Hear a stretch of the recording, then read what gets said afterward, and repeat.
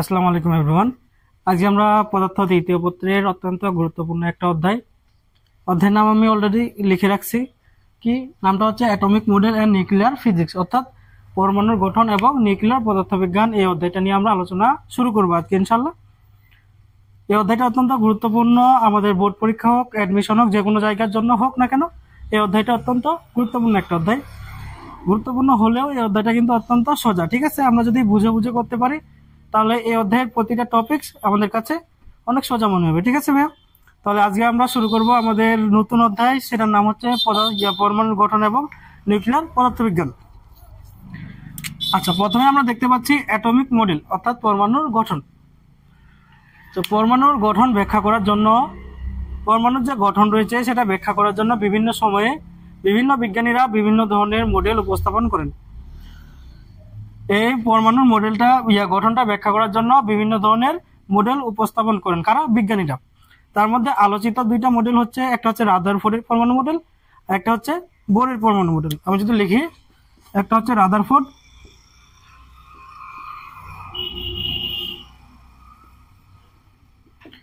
রাদারফোর্ডের model, আরেকটা হচ্ছে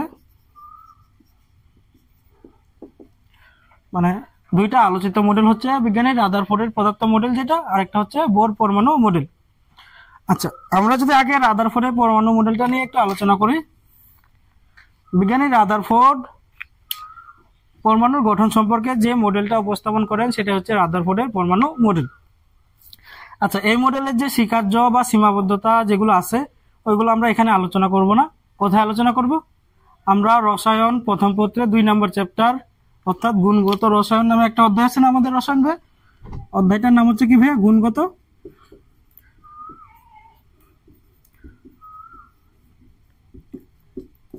এই চ্যাপ্টারে আমরা রাদারফোর্ডের পরমাণু মডেলের স্বীকার্য সীমাবদ্ধতাগুলো ডিটেলসে আলোচনা করব, ঠিক আছে? কারণ এই অধ্যায়ে ওই বিষয়গুলো এখানে লাগবে না, এখানে যেগুলো লাগবে আমরা সেগুলো আলোচনা করব, বুঝা গেছে? আচ্ছা, রাদারফোর্ডের পরমাণু মডেল সংক্রান্ত কয়েকটা ইনফরমেশন আছে, আমরা আগে সেগুলো জানবো, যেগুলো এমসিকিউর জন্য অত্যন্ত গুরুত্বপূর্ণ। আচ্ছা, সেগুলো কি? রাদারফোর্ডের পরমাণু মডেলের যে মূল ভিত্তি সেটা হচ্ছে আলফা কণা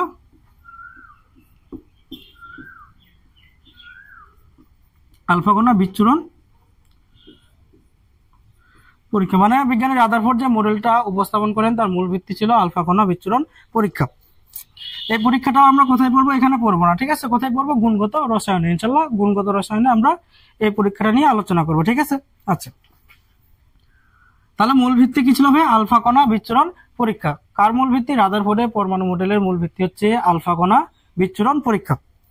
আচ্ছা, এই পরীক্ষাটা করার জন্য কিছু উপকরণ লাগছিল। এই পরীক্ষাটা করার জন্য কিছু উপকরণ লাগছিল। সেই উপকরণগুলো হচ্ছে, আমি যদি লিখি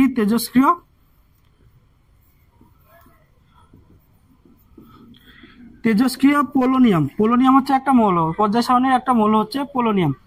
তেজস্ক্রিয় পোলোনিয়াম হতে নির্গত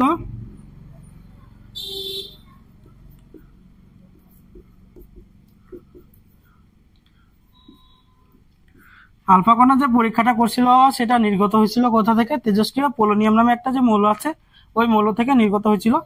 এই আলফা কণাটা অত্যন্ত গতিশক্তি সম্পন্ন ছিল।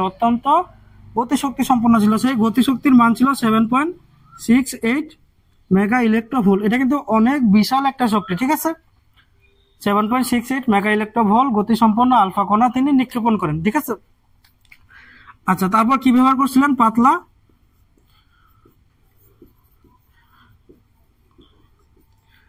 পরীক্ষাটা করার সময় তিনি পাতলা একটা সোনার পাত ব্যবহার করেছিলেন। এটা যে পুরুত্ব ছিল সেটা হচ্ছে 6×10⁻⁷ মিটার পুরু। পাতলা সোনার পাতের পুরুত্ব 6×10⁻⁷ মিটার পুরু, মানে অত্যন্ত পাতলা, তাই না? 10⁻⁻7 আছে, তাহলে এই মানটা অনেক ছোট না? এই জন্য তিনি ব্যবহার করছিলেন অত্যন্ত পাতলা একটা সোনার পাত, ঠিক আছে? তাহলে তিনি যে উপকরণগুলো নিয়েছিলেন সেটা হচ্ছে আলফা কণা থেকে তেজস্ক্রিয় পোলোনিয়াম হতে নির্গত অত্যন্ত গতিশক্তি সম্পন্ন আলফা কণা, যার গতিশক্তি ছিল 7.68 মেগা ইলেকট্রোভোল্ট। আর তিনি ব্যবহার করছিলেন পাতলা সোনার পাত, যার পুরুত্ব ছিল 6×10⁻⁷ মিটার। আচ্ছা, এই জিনিসগুলো আশা করি বুঝছি, এগুলো আমাদের এমসিকিউর জন্য কাজে লাগতে পারে। আর আমি আগে বললাম কি এই যে রাদারফোর্ডের পরমাণু মডেলের যে স্বীকার্য বা সীমাবদ্ধতাগুলো আছে এগুলো আমরা রসায়নের প্রথম পত্র 2 নম্বর অধ্যায়ে ইনশাআল্লাহ আলোচনা করব। পরীক্ষাটা নিয়ে ওখানে আলোচনা করা হবে, এখানে যেগুলো লাগবে আমরা সেগুলো নিয়ে এখানে আলোচনা করব। বুঝা গেছে? আচ্ছা, তো আমি এগুলো মুছলাম।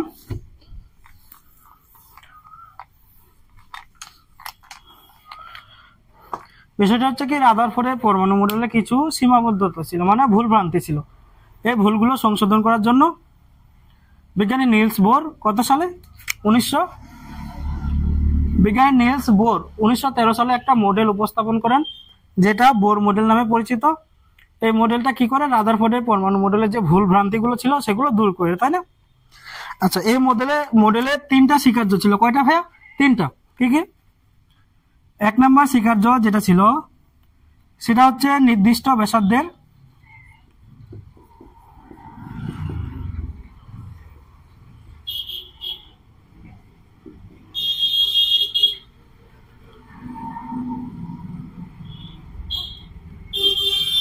ইলেকট্রনগুলো যে নিউক্লিয়াসকে কেন্দ্র করে ঘুরে তার ঘূর্ণন পথ ছিল বৃত্তাকার। এটা কে বলছেন? এটা বলছেন বিজ্ঞানী নিলস বোর। তিনি একটা মডেল উপস্থাপন করেছিলেন, সেই মডেলের নাম হচ্ছে বোর পরমাণু মডেল। সেই মডেলের 3টা স্বীকার্যের মধ্যে তিনি একটাতে বলেছিলেন এটা যদি পরমাণু নিউক্লিয়াস হয় আর এগুলো যদি কক্ষপথ হয়, নিউক্লিয়াসের ভিতরে কে থাকে ভাইয়া? প্রোটন আর কে থাকে ভাইয়া? নিউট্রন। কে থাকে? এরা নিউক্লিয়াসের ভিতরে থাকে প্রোটন আর নিউট্রন। আর বাইরে কে থাকে? এই কক্ষপথগুলোতে কে থাকে ভাইয়া? ইলেকট্রন, তাই না? ইলেকট্রন যে নিউক্লিয়াসকে কেন্দ্র করে ঘুরতেছে এই ঘূর্ণন পথটা হচ্ছে বৃত্তাকার। এটা কে বলেছিলেন? এটা বলেছিলেন বিজ্ঞানী নিলস বোর। তাহলে প্রথম যে স্বীকার্যটা ছিল সেটা ছিল নির্দিষ্ট ব্যাসার্ধের অনুমোদিত বৃত্তাকার কক্ষপথ। এই কক্ষপথগুলোকে বলা হয় সেল অথবা অরবিট। এগুলো বিভিন্ন নামে ডাকা হইতো, ঠিক আছে, বা এখনো হচ্ছে। তার মানে 1 নম্বর স্বীকার্য ছিল নির্দিষ্ট ব্যাসার্ধের অনুমোদিত কতগুলো বৃত্তাকার কক্ষপথ। আচ্ছা, প্রথম এটা নিউক্লিয়াস, এটা হচ্ছে 1 নম্বর কক্ষপথ, এটা হচ্ছে 2 নম্বর, তারপর আছে তোমার 3 নম্বর, এটা যদি তৃতীয় হয়, আচ্ছা সরি এটা দ্বিতীয়, এটা তৃতীয়, এটা চতুর্থ, আরো অনেকগুলো আছে, আমি 4টা আঁকলাম, ঠিক আছে। এই প্রথম কক্ষপথকে আমরা কে দ্বারা প্রকাশ করি, দ্বিতীয়কে এল দ্বারা, তৃতীয়কে এম দ্বারা এবং চতুর্থকে এন দ্বারা, জাস্ট একটা প্রকাশ, ঠিক আছে। তার মানে প্রথম যে স্বীকার্যটা ছিল সেটা হচ্ছে নির্দিষ্ট ব্যাসার্ধের অনুমোদিত কতগুলো বৃত্তাকার কক্ষপথ, যে পথে ইলেকট্রনগুলো নিউক্লিয়াসকে কেন্দ্র করে ঘূর্ণায়মান বা আবর্তন করতেছে, ঠিক আছে। আশা করি 1 নম্বর স্বীকার্যটা আমরা বুঝছি।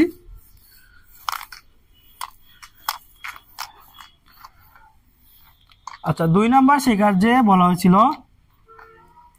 3টা স্বীকার্যের মধ্যে 2 নম্বর স্বীকার্যে তিনি বলছিলেন, কি বলছিলেন? আচ্ছা, এটা মনে করো নিউক্লিয়াস, এটা একটা কক্ষপথ, মনে করো এটা প্রথম কক্ষপথ। আচ্ছা, এই কক্ষপথটা হচ্ছে স্থির কক্ষপথ, ঠিক আছে। এই যে স্থির কক্ষপথে ইলেকট্রনটা ঘুরতেছে, কি করতেছে ভাই? ক্রমাগত ঘুরতেছে। এই স্থির কক্ষপথে যে ইলেকট্রনটা ঘুরতেছে, এই ঘূর্ণনের জন্য একটা ভরবেগ আছে। এই ভরবেগটা হচ্ছে কোন ভরবেগ? কৌণিক ভরবেগ। আচ্ছা, ভরবেগ কি বললাম আমি? ভরবেগ মানে কি ভাইয়া? ভর এবং বেগের গুণফলকে কি বলা হয়? ভরবেগ। এটা হচ্ছে রৈখিক ভরবেগ, এটা হচ্ছে রৈখিক কি ভরবেগ ভাইয়া? রৈখিক ভরবেগ। ভর এবং বেগের গুণফলকে কি বলা হয়? রৈখিক ভরবেগ। আর যদি বলা হয় কৌণিক ভরবেগ,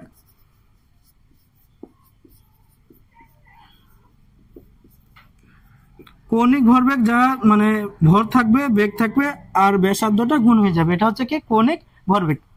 বুঝা গেছে?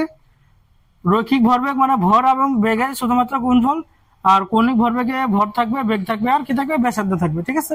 আচ্ছা, বিজ্ঞানী নিলস বোর 1913 সালে বলেছিলেন স্থির কক্ষপথে আবর্তনরত ইলেকট্রনের যে কৌণিক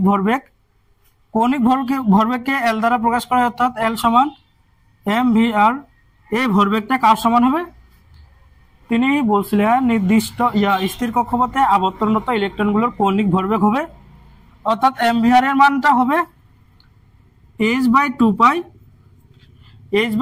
এর পূর্ণ সাংখ্যিক গুণিতক। h/2π এর কি বললাম ভাই, আমি যদি একটু লিখে দিই, h/2π এর পূর্ণ সাংখ্যিক গুণিতক, মানে পূর্ণ সাংখ্যিক গুণিতক, অর্থাৎ L সমান mvr সমান, আচ্ছা পূর্ণ সংখ্যা বোঝানোর জন্য আমরা n দ্বারা তাকে প্রকাশ করলাম nh বাই, আর h/2π তো আগেই ছিল। আচ্ছা তাহলে এটাই হচ্ছে 2 নম্বর শিকার যে গাণিতিক রূপ। তিনি বলেছিলেন, তিনি বলতে বিজ্ঞানী নিলস বোর বলেছিলেন স্থির কক্ষপথে আবর্তনরত ইলেকট্রনগুলোর কৌণিক ভরবেগের মানটা হচ্ছে, অর্থাৎ এমভিআর এর মানটা হচ্ছে nh/2π এর সমান। এটা তিনি তার 2 নম্বর শিকার যে বলেছিলেন। ঠিক আছে, আচ্ছা আশা করি এই জিনিসটা আমরা বুঝছি। আচ্ছা এখন যদি 3 নম্বর শিকার্যটা আমরা লক্ষ্য করি, 3টা শিকার্য দিয়েছিলেন। আমরা প্রথম শিকার্যে পড়লাম, সেটা ছিল কি নির্দিষ্ট ব্যাসার্ধের অনুমোদিত কতগুলো বৃত্তাকার কক্ষপথ। 2 নম্বর শিকার্যে তিনি বলছিলেন ভরবেগ সংক্রান্ত। কোন স্থির কক্ষপথে আবর্তনরত ইলেকট্রনের কৌণিক ভরবেগ ছিল, অর্থাৎ এমভি আর এর মানটা ছিল nh/2π এর সমান। ঠিক আছে, আচ্ছা এখন যদি 3 নম্বর শিকার্যটা আমরা দেখি, 3 নম্বর শিকার্যটা তিনি শক্তির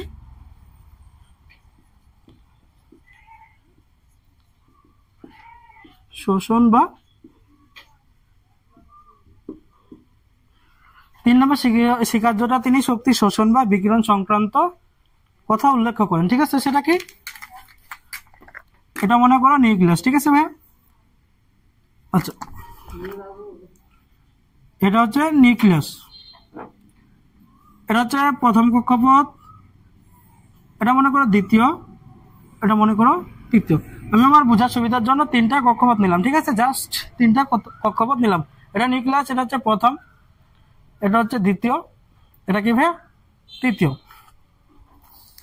আচ্ছা বিজ্ঞানী নিলস বোর বলেন, আচ্ছা আমরা একটু আগে বললাম এটা হচ্ছে স্থির কক্ষপথ, মানে প্রথম স্থির কক্ষপথ, এটা দ্বিতীয় স্থির কক্ষপথ, এটা হচ্ছে তৃতীয় স্থির কক্ষপথ। ঠিক আছে, আচ্ছা বিজ্ঞানী নিলস বোর বলছিলেন যদি কোন একটা ইলেকট্রন, আচ্ছা এখানে ইলেকট্রন আছে, এই ইলেকট্রনটা এই কক্ষপথকে আবর্তন করে ঘুরতেছে। ঠিক আছে, আচ্ছা তিনি বলছিলেন, কি বলছিলেন, যদি কোন একটা ইলেকট্রন স্থির কক্ষপথে আবর্তন করে তাহলে শক্তির শোষণও ঘটে না, বিকিরণও ঘটে না। কি বললাম, আচ্ছা যদি লিখে দিই,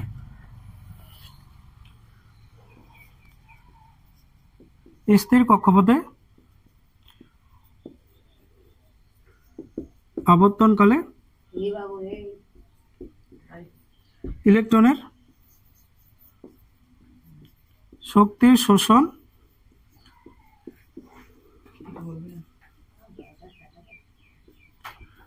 বা বিকিরণ কোনটাই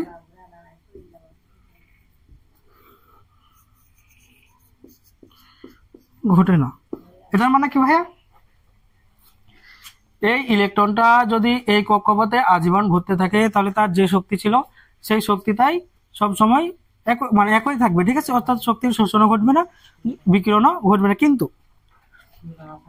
কিন্তু যদি এখানকার ইলেকট্রনটা, মনে করো এখানে একটা ইলেকট্রন আছে, এটা যদি এই কক্ষপথে ঘুরতে ঘুরতে কোনো কারণে এখান থেকে এই কক্ষপথে আসে অথবা এখান থেকে তৃতীয় কক্ষপথে যায়, তাহলে কি হবে, তাহলে একটা ঘটনা ঘটবে।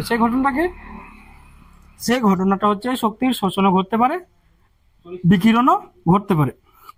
কখন শোষণ কখন বিকিরণ, আচ্ছা এটা দ্বিতীয় কক্ষপথ, এটা প্রথম, এটা তৃতীয়। মনে করো এই দ্বিতীয় কক্ষপথ থেকে একটা ইলেকট্রন লাফ দিয়ে এই প্রথম কক্ষপথে আসলো। ঠিক আছে ভাই, তাহলে উচ্চ স্তর থেকে নিম্ন স্তরে আসলো না, যদি উচ্চ থেকে নিম্ন স্তরে আসে তাহলে আমরা কি পাবো, শক্তির বিকিরণ পাই, তাই না? আমাদের মনে রাখতে হবে যদি উচ্চ থেকে নিম্নতে আসে তাহলে শক্তি কি হয়, বিকিরণ হয়। আর যদি কোনো কারণে এটা হচ্ছে উচ্চ শক্তি স্তর, এখান থেকে যদি এটা হচ্ছে 2 নম্বর কক্ষপথ বা এই শক্তি স্তর, এটা হচ্ছে 3 নম্বর কক্ষপথ, তাই না? এটা হচ্ছে এই 2 নম্বরের সাপেক্ষে উচ্চ শক্তি স্তর, তাই না? অর্থাৎ যদি নিম্ন থেকে উচ্চতে যায় তাহলে কি হবে? শক্তির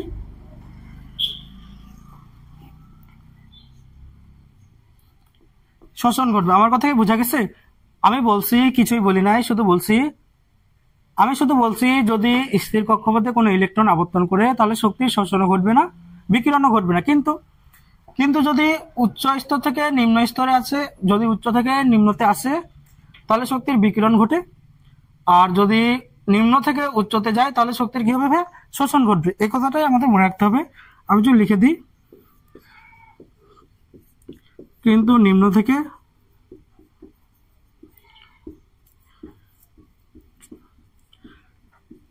উচ্চ স্তরে গেলে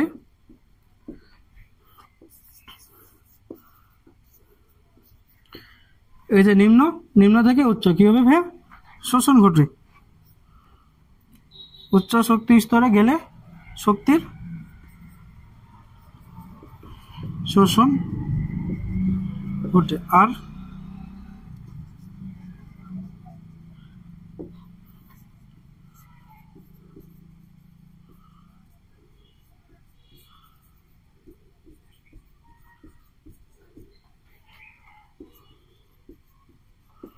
অর্থাৎ যদি উচ্চ থেকে নিম্নতে যায়, উপর থেকে নিচে যায় তাহলে কি হয়?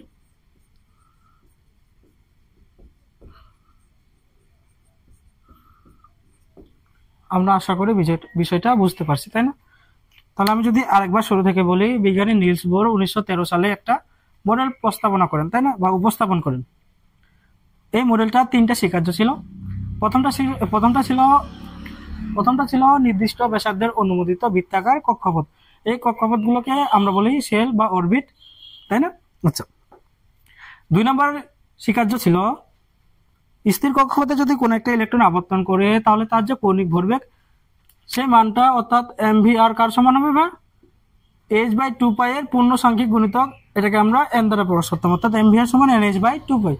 আর 3 নম্বর স্বীকার্যে তিনি বলছিলেন, 3 নম্বর স্বীকার্যে বলা হয়েছে যদি কোনো একটা স্থির কক্ষপথে ইলেকট্রন আবর্তন করে তাহলে শক্তির শোষণও ঘটে না, বিকিরণও ঘটে না। কিন্তু যদি উচ্চ থেকে নিম্নতে আসে তাহলে শক্তি কি হবে? বিকিরণ ঘটে। আর যদি নিম্ন থেকে উচ্চতে যায় তাহলে শক্তির কি হবে? শোষণ ঘটবে।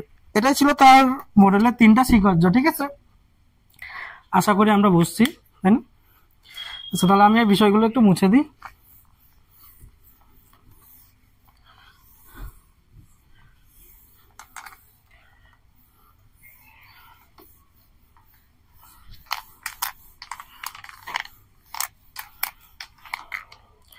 তাহলে আমরা রাদারফোর্ডের পরমাণু মডেল সংক্রান্ত যে ইনফরমেশনগুলো ছিল ওইগুলো নিয়ে আলোচনা করলাম, এবং বোর মডেলের যে 3টা স্বীকার্য ছিল সেই 3টা স্বীকার্য নিয়ে আলোচনা করছি। আচ্ছা, এবার আমরা যে জিনিসটা নিয়ে আলোচনা করব সেটা হচ্ছে বোর মডেল সংক্রান্ত বেগ, ব্যাসার্ধ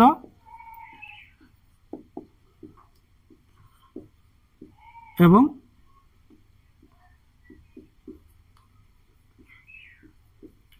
শক্তির।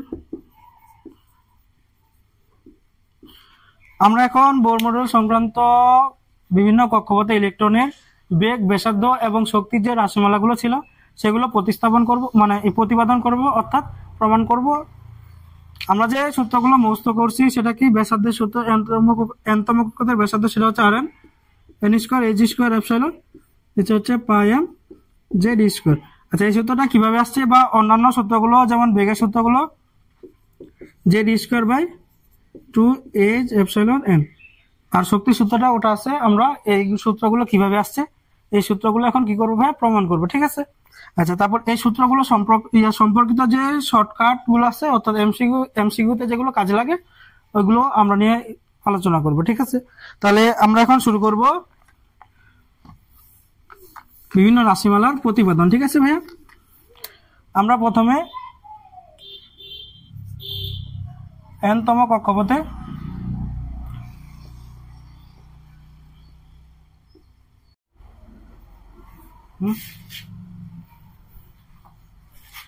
তো আমরা এখন আলোচনা করব যে কোনো একটা পরমাণুর nতম কক্ষপথের ব্যাসার্ধ নির্ণয়ের যে সূত্রটা সেটা আমরা প্রতিপাদন করব। ঠিক আছে ভাইয়া, আচ্ছা, বিজ্ঞানী রাদারফোর্ড কি বলছিলেন, আচ্ছা সরি, বিজ্ঞানী বোর কি বলছিলেন, নির্দিষ্ট ব্যাসার্ধের অনুমোদিত কতগুলো বৃত্তাকার কক্ষপথে, কক্ষপথটা কেমন ছিল ভাই, বৃত্তাকার, ঠিক আছে। তাহলে বৃত্তাকার কক্ষপথের একটা কি থাকে, বৃত্তাকার কক্ষপথে একটা ব্যাসার্ধ থাকে, তাই না। আচ্ছা এটা যদি নিউক্লিয়াস হয়, এটা মনে করো নিউক্লিয়াস, এটা হচ্ছে প্রথম কক্ষপথ, এটা হচ্ছে দ্বিতীয় কক্ষপথ। এই নিউক্লিয়াস থেকে যে দূরত্ব সেটা হচ্ছে তার ব্যাসার্ধ, তাই না। আচ্ছা যে কোনো একটা পরমাণু, মনে করো সোডিয়াম, এর পারমাণবিক সংখ্যা হচ্ছে 11, ভর সংখ্যা কি ভাই 23। সোডিয়ামের পারমাণবিক সংখ্যা 11, ভর সংখ্যা কি 23। আমরা যে কোনো একটা পরমাণু নিলাম, যদি আমরা সেটাকে এক্স দ্বারা চিহ্নিত করি বা ডিফাইন করি, তাহলে এর বাম পাশে নিচের দিকে যেটা কি লেখা হয়, পারমাণবিক সংখ্যা লেখা হয়, তাই না। পারমাণবিক সংখ্যা কি দ্বারা প্রকাশ করা হয়, জেড দ্বারা। আর উপরের দিকে কি লেখা হয়, ভর সংখ্যা, তাই না। ভর সংখ্যা অর্থাৎ ভর সংখ্যা মানে হচ্ছে প্রোটন সংখ্যা যোগ নিউট্রন সংখ্যা, ঠিক আছে। এগুলো আমরা পড়ছি, তাই না ভাই। আচ্ছা তো এখন বিষয়টা হচ্ছে সোডিয়াম এর পারমাণবিক সংখ্যা হচ্ছে 11। নিরপেক্ষ অবস্থায় পারমাণবিক সংখ্যা যেটা যত প্রোটন ইলেকট্রন সংখ্যাও তত, তাই না। নিরপেক্ষ অবস্থায় পারমাণবিক সংখ্যা বা প্রোটন সংখ্যা আর ইলেকট্রন সংখ্যা কি থাকে ভাই, সমান থাকে, ঠিক আছে। আচ্ছা তাহলে সোডিয়ামের 11টা প্রোটন রয়েছে, 11টা ইলেকট্রন রয়েছে। আচ্ছা আমরা একটা জিনিস জানি কি ভাইয়া, একটা প্রোটনের চার্জ আর একটা ইলেকট্রনের যে চার্জ, সেই মানটা সমান, সেই মানটা কি ভাইয়া সমান, শুধুমাত্র চিহ্নটা বিপরীত, তাই না। প্রোটনের চার্জ ধনাত্মক, ইলেকট্রনের চার্জ কি ঋণাত্মক। আচ্ছা এই চার্জের মান হচ্ছে 1.6 ইন্টু 10⁻19 কুলম, এটারও 1.6 ইন্টু 10⁻19 কুলম, শুধুমাত্র এটা পজিটিভ, এটা নেগেটিভ, তাই না। তাহলে সোডিয়ামের 11টা প্রোটন রয়েছে, তার মানে এর চার্জ, একটা প্রোটনের চার্জ 1.6 ইন্টু 10⁻19 ইন্টু 11, তার মানে 11টা প্রোটনের চার্জ কি 11 দ্বারা গুণ করা লাগে। তাহলে একটা ইলেকট্রনের চার্জ কি ছিল 1.6 ইন্টু 10⁻19 কুলম, তাহলে 11টা ইলেকট্রনের চার্জ কত হবে, 11 দ্বারা গুণ করা লাগে, বুঝা গেছে। আচ্ছা আমরা মানটা নিয়ে বিবেচনা করলাম, তাহলে দুইজনের মানে কি সমান, ঠিক আছে ভাইয়া। আচ্ছা আমরা যে কোনো একটা পরমাণু যার পারমাণবিক সংখ্যা জেড, এটা মনে করো এনতম কক্ষপথের ব্যাসার্ধ নির্ণয় করতে চাই। আমরা ধরে নিলাম এই কক্ষপথটা এনতম কক্ষপথ, ঠিক আছে। আমরা জানি না 1 নম্বর নাকি 2 নম্বর নাকি 3 নম্বর, আমরা জানি না, আমরা ধরে নিলাম কি ভাইয়া এটা হচ্ছে এনতম কক্ষপথ, ঠিক আছে। আচ্ছা এই পারমাণবিক সংখ্যা হচ্ছে জেড। আচ্ছা আমরা একটা জিনিস জানি, কেন্দ্রে কে থাকে ভাইয়া, প্রোটন থাকে আর নিউট্রন থাকে, তাই না। কেন্দ্রে থাকে প্রোটন আর নিউট্রন। আচ্ছা আমরা আরেকটা জিনিস জানি, সেটা হচ্ছে কি প্রোটন নিউট্রন হচ্ছে চার্জ নিরপেক্ষ, নিউট্রন চার্জ নিরপেক্ষ। প্রোটনের চার্জ 1.6 10⁻19 কুলম, ইলেকট্রনের চার্জ -1.6 ইন্টু 10⁻19 কুলম। আচ্ছা বিজ্ঞানী নিলস বোর বলছিলেন, কি বলছিলেন ভাই, বৃত্তাকার কক্ষপথ, তাই না। তার মানে যদি একটা এখানে ইলেকট্রন থাকে, এই ইলেকট্রনটা বৃত্তাকার কক্ষপথে আবর্তন করে, ঠিক আছে। আচ্ছা আমরা মহাকর্ষ অধ্যায়ে একটা জিনিস পড়ছিলাম, তাই না। কি জিনিসটা, জিনিসটা হচ্ছে কোন একটা বস্তু যদি বৃত্তাকার পথে আবর্তন করতে হয়, কোন একটা বস্তুকে যদি বৃত্তাকার পথে আবর্তন করতে হয়, তাহলে সে এটা যদি বৃত্তাকার পথ হয়, তাহলে বৃত্তাকার পথে আবর্তন করার সময় সে বাইরের দিকে ছিটকে যেতে চায়, তাই না। আচ্ছা যে বলের জন্য বাইরের দিকে ছিটকে যেতে চায় সেটার নাম হচ্ছে কেন্দ্র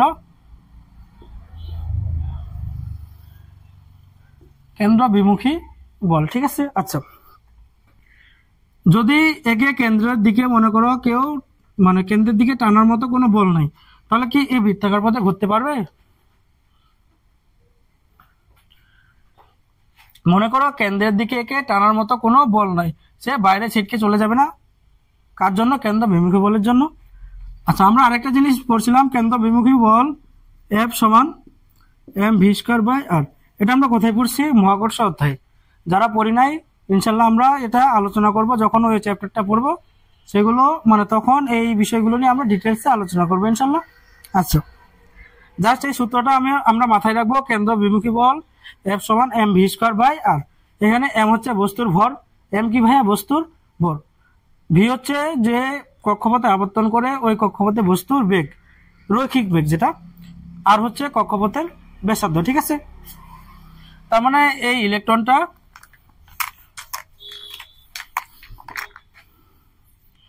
এটা নিউক্লিয়াস, এটা প্রথম। আচ্ছা, এটা হচ্ছে আরেকটা কক্ষপথ, আমরা ধরলাম এটা হচ্ছে এনতম কক্ষপথ। এখানে যদি একটা ইলেকট্রন থাকে, এ বাইরের দিকে ছিটকে যেতে চায়, কোন বলের জন্য ভাই? কেন্দ্র বিমুখী বলের জন্য। এই বলের মান F সমান m v²/r।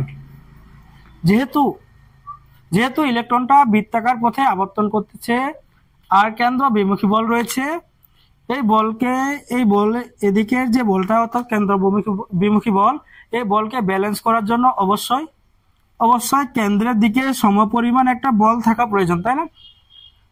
আর যদি এই কেন্দ্রের দিকে বল আর কেন্দ্রের বাইরের দিকে বল দুইটা যদি সমান হয়, তাহলে কেবলমাত্র বস্তুটা বৃত্তাকার পথে আবর্তন করতে পারবে। এটা আমরা মহাকর্ষ অধ্যায়ে পড়ে আসছি, তাই না?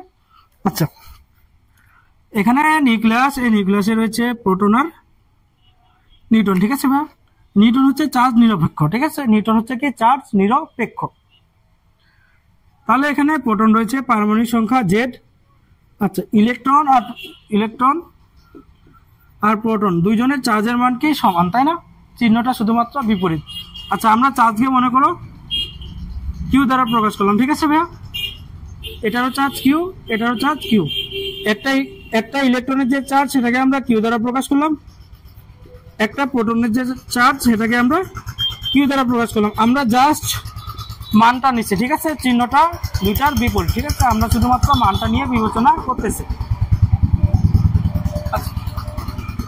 এই মৌলটার পারমাণবিক সংখ্যা হচ্ছে Z। তার মানে এখানে Z সংখ্যক প্রোটন রয়েছে, Z সংখ্যক ইলেকট্রন রয়েছে। একটা ইলেকট্রনের চার্জ কিউ, একটা প্রোটনের চার্জ হচ্ছে কিউ। তাহলে Z সংখ্যক প্রোটনের চার্জ কি হবে? Z ইন্টু কিউ হবে না? এটা আমরা একটু আগে প্রমাণ করে আসলাম, দেখে আসলাম না?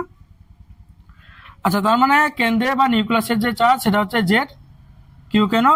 Z সংখ্যক পারমাণবিক সংখ্যা Z হওয়ার জন্য Z সংখ্যক কি রয়েছে? প্রোটন রয়েছে। আর একটা প্রোটনের চার্জকে আমরা কিউ ধরছি। এই কিউ এর মান কত তাহলে? 1.6 ইন্টু 10⁻19 কুলম্ব, ঠিক আছে? আচ্ছা, তাহলে একটা ইলেকট্রনের চার্জ হচ্ছে কিউ। এটা কি? একটি ইলেকট্রন এর চার্জ, বোঝা গেছে? একটা ইলেকট্রনের চার্জ হচ্ছে কিউ আর Z সংখ্যক প্রোটনের চার্জ হচ্ছে Z ইন্টু কিউ, ঠিক আছে ভাইয়া? আচ্ছা, কেন্দ্র বিমুখী বল অর্থাৎ বাইরের দিকে রয়েছে mv²/r। এই পরিমাণ বল বাইরের দিকে ক্রিয়া করতেছে, মানে একে কক্ষপথ থেকে এদিকে ছিটকে নিয়ে যেতে চাইকে mv²/r এর সমপরিমাণ বল, ঠিক আছে? আচ্ছা, এই বলের সমপরিমাণ বল কোন দিকে কাজ করতেছে? তাহলে কেন্দ্রের দিকে। কেন? যেহেতু বস্তুটা বৃত্তাকার পথে কি করতেছে ভাইয়া? আবর্তন করতেছে। তাহলে বাইরের দিকে যে পরিমাণ বল কাজ করবে সেই সমপরিমাণ বল কেন্দ্রের দিকেও কাজ করতে হবে, তাই না? আচ্ছা, তাহলে আচ্ছা দেখো, নিউক্লিয়াসের যে চার্জ সেটা আমরা জানছিলাম কি ভাইয়া? পজিটিভ। আর ইলেকট্রনের যে চার্জ সেটা আমরা কি জানি ভাইয়া? নেগেটিভ। তাহলে এটা পজিটিভ, এটা নেগেটিভ। তাহলে পজিটিভ আর নেগেটিভ চার্জের মাঝে একটা কুলম্ব বলের ক্রিয়াশীল, মানে কুলম্ব বল কাজ করতেছে না এখানে একটা? আচ্ছা, এটা কি ধরনের? এটা হচ্ছে আকর্ষণধর্মী। কেন? এটা প্লাস, এটা মাইনাস। তার মানে পজিটিভ আর নেগেটিভ চার্জ কি করে ভাই? পরস্পরকে আকর্ষণ করে। তার মানে কুলম্ব বলটা এদিকে ক্রিয়াশীল আর কেন্দ্র বিমুখী বলটা এদিকে ক্রিয়াশীল। কুলম্ব বলকে যদি আমি F1 দ্বারা প্রকাশ করি আর কেন্দ্র বিমুখী বলকে যদি F2 দ্বারা প্রকাশ করি, তাহলে কেন্দ্রের দিকে বল অর্থাৎ F1 এবং F2 এই দুইটা সমান হতেই হবে। কেন? যেহেতু বৃত্তাকার পথে আবর্তন করতেছে। তার মানে F1 সমান কি ভাই? F2। আমি এটা লিখতে পারি, ঠিক আছে? বোঝা গেছে? আচ্ছা, আমরা একটা সূত্র বলছিলাম স্থির তড়িৎ অধ্যায়ে, সেটা কি? দুইটা চার্জের মধ্যে যে বল সেটা F = 1/4πε ইন্টু Q1 Q2, নিচে ছিল চার্জ দুইটার মধ্যবর্তী যে দূরত্ব সেটার বর্গ, ঠিক আছে? এই সূত্রটা আমরা পড়ে আসছি, তাই না? এটা কার সূত্র? কুলম্ব বলের সূত্র, ঠিক আছে? আচ্ছা, তাহলে F1 এটা হচ্ছে কোন বল? কেন্দ্রমুখী কুলম্ব বল, কেন্দ্রমুখী কুলম্ব বল। তাহলে এই চার্জের যে মানটা সেটা কি হবে? 1/4πε ইন্টু কেন্দ্রের দিকে চার্জ, এই চার্জের মান কত? Z into Q. চার্জ কত হবে? Z কিউ, ঠিক আছে? এটা হচ্ছে একটা চার্জ ইন্টু আরেকটা চার্জ। আমরা কি করতেছি? আমরা একটা ইলেকট্রনের কক্ষপথের ব্যাসার্ধ নির্ণয় করতেছি। তার মানে একটা ইলেকট্রনের চার্জ হচ্ছে কিউ প্রথম চার্জ, দ্বিতীয় চার্জ, নিচে হচ্ছে চার্জ দুইটার মধ্যবর্তী দূরত্ব। আমরা যে ব্যাসার্ধটা নির্ণয় করতেছি সেটা আমরা ধরে নিচ্ছি আর এন, মানে এনতম কক্ষপথের ব্যাসার্ধ। তাহলে আর এন, এই যে সূত্র কি ভাই, বর্গ, এই যে সূত্র কি আছে, বর্গ সমান, এটা কোন বল, কেন্দ্র বিমুখী বল। কেন্দ্র বিমুখী বলের মান হচ্ছে m v square by r, m v square নিচে হচ্ছে কি ভাই, ব্যাসার্ধ আর, অর্থাৎ এনতম কক্ষপথের ব্যাসার্ধ। বুঝা গেছে? এটা যদি আমরা বুঝে থাকি তাহলে আমাদের কাজ মোটামুটি শেষ, তাই না? আচ্ছা, এখন কি, আচ্ছা 1/4πε ইন্টু জেড, দুইটা গুণ করে দিলাম শুধু, কিউ স্কয়ার নিচে হচ্ছে আর এন স্কয়ার সমান m v square by r m. আচ্ছা, আমরা যে চার্জটাকে কিউ ধরছি না, আচ্ছা এই যে একটা প্রোটনের চার্জ বা একটা ইলেকট্রনের চার্জ যেটাকে আমরা কিউ ধরছি, আমাদের বইয়ে এটাকে ই দ্বারা প্রকাশ করছে। কি দ্বারা ভাই? ই দ্বারা। আচ্ছা, তাহলে আমাদের বইয়ে যেহেতু ই দ্বারা প্রকাশ করছে, তাহলে আমরা এই জন্য এই কিউ এর জায়গায় কি লিখবো ভাই? ই লিখবো। এটাই শুধু, কিছুই না। কিউ এর জায়গায় কি লিখলাম? ই দ্বারা বুঝাইলাম আমরা ইলেকট্রন বা প্রোটনের চার্জের যে মান সেটা ই। আচ্ছা, তাহলে এখানে কি দাঁড়ালো শেষমেশ? 1/4πε ইন্টু জেড ই স্কোয়ার। আচ্ছা, এখানে এদিকে একটা আর এন আছে, এদিকে আর এন স্কোয়ার আছে, তার মানে এখানে একটা কাটা গিয়ে শেষে থাকবে আর এন সমান এম ভি স্কোয়ার। আচ্ছা, আমরা এ পর্যন্ত পাইছি, তাই না ভাই? আচ্ছা, আমরা কি বের করতেছি? ব্যাসার্ধ। ব্যাসার্ধ আমরা বের করব, তাই না? কিন্তু এখানে ব্যাসার্ধ বের করার সাথে সাথে একটা জিনিস চলে আসছে, সেটা হচ্ছে বেগ, তাই না? আমরা একটা সমীকরণ দিয়ে দুইটা রাশির মান বের করতে পারবো না। তাহলে এই যে বেগটা আছে, এটাকে আমাদের রিপ্লেস করা লাগবে, তাই না? কিভাবে রিপ্লেস করব? আচ্ছা, আমি যদি এটা একটু মুছাই দিই,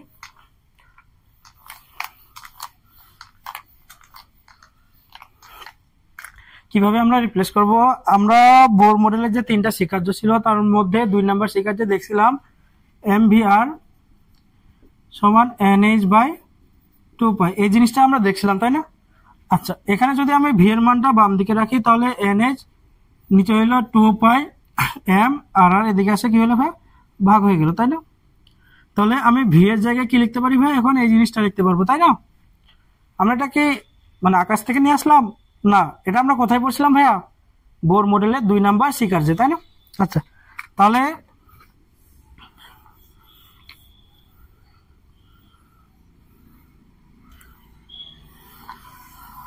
এখানে যে বেগ আছে, এই ভি এর জায়গায় আমরা এখন কি লিখবো ভাই? এই জিনিসটা, ঠিক আছে? বোঝা গেছে আমার কথা? আচ্ছা, তাহলে আমরা এখন এখানে পাইলাম 1/4πε ইন্টু জেড ই স্কোয়ার নিচে হচ্ছে আর এন সমান এম।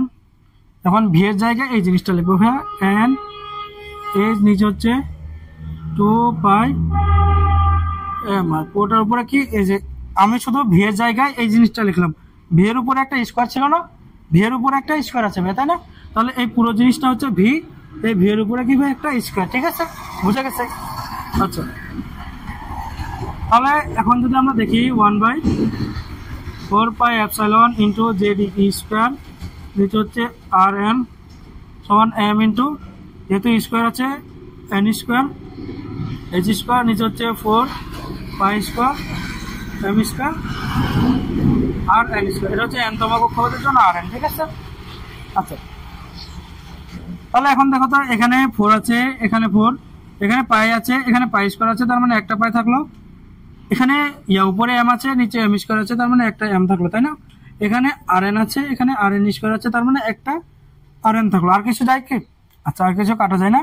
তাহলে আমি এখানে পাইলাম জেড ই স্কোয়ার নিচে আছে এপসাইলন সমান এন স্কোয়ার এইচ স্কোয়ার নিচে হইল পাই এম আর এন। আমার এই আর এন এর মানটা দরকার না ভাইয়া? আর কার মান দরকার? আর এন এর মান। আচ্ছা, আমি যদি এটাকে এদিকে নিয়ে যাই, তাহলে অতএব আর এন সমান এন স্কোয়ার এইচ স্কোয়ার, এই এপসাইলনটা ভাগ আছে, ওদিকে গিয়ে কি হবে? গুণ হয়ে যাবে। N square H square epsilon, নিচে ছিল পাই এম আগের মতো আছে, জেড ই স্কোয়ারটার নিচে জাস্ট ভাগ হয়ে যাবে। বুঝা গেছে? বুঝা গেছে ভাইয়া? তাহলে এটাই হচ্ছে এনতম কক্ষপথের যে ব্যাসার্ধ সেটা নির্ণয়ের সূত্র। আচ্ছা, তোমরা এটা আগে তুলে নিবা, ঠিক আছে? আশা করি তোমরা তুলে নিছো। আমি এখন মুছলাম এই জিনিসটা। তাহলে আমরা এখন পাইলাম আর এন সমান N square AG square epsilon, নিচে হচ্ছে পাই এম জে ডি স্কোয়ার। আচ্ছা, কই থেকে আসছে এটা? আমরা প্রতিপাদন করলাম, তাই না? এই জিনিসটা সেটা হচ্ছে এনতম কক্ষপথের ব্যাসার্ধ। যদি তোমাকে কেউ বলে কোন একটা পরমাণু তৃতীয় কক্ষপথের ব্যাসার্ধ বের করো, তাহলে আমরা জাস্ট এন এর জায়গায় 3 বসাবো। যদি চতুর্থ কক্ষপথ বলে তাহলে এন এর জায়গায় কি বসাবো? 4 বসাবো, তাই না? বোঝা গেছে? বোঝা গেছে বিষয়টা? আশা করি আমরা প্রতিপাদনটা কিভাবে করলাম সেটা বুঝছি, ঠিক আছে ভাইয়া?